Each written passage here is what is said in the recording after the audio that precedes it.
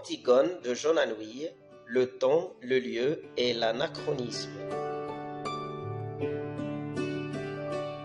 Sophocle est le premier dramaturge grec qui a écrit Antigone en 441 avant Jésus-Christ, c'est-à-dire le 5e siècle avant Jésus-Christ.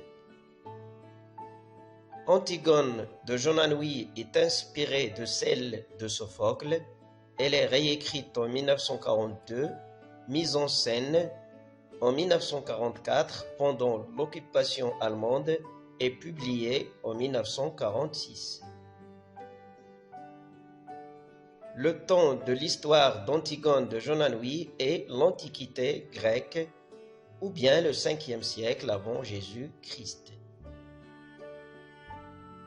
Pour la durée de l'histoire, elle dure un jour, environ 24 heures. Elle commence à l'aube et se termine à l'aube.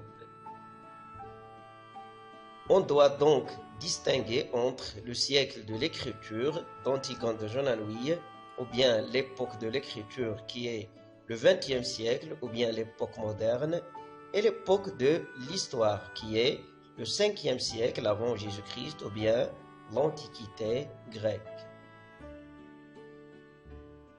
C'est quoi l'anachronisme? L'histoire d'Antigone se déroule au 5e siècle avant Jésus-Christ. Anouilh a introduit des objets et des pratiques modernes qui n'existaient pas à l'époque antique. Cette incohérence entre les époques et les temps s'appelle l'anachronisme.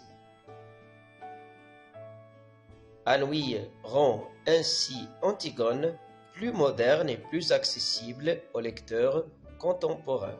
Et voici quelques exemples d'anachronisme. L'emploi de la langue familière au lieu de la langue soutenue, introduction d'objets modernes comme jeux de cartes, voitures, fusils, cigarettes, café, soirs de bal, etc. Pour les lieux, il s'agit d'un lieu principal qui est le palais de Thèbes et les chambres d'Antigone et d'Ismène, puis la chambre d'Eurydice, et il y a aussi des lieux qui sont évoqués, comme le lieu où est le cadavre de Polynice et la grotte où est morte Antigone, le jardin, la campagne, etc.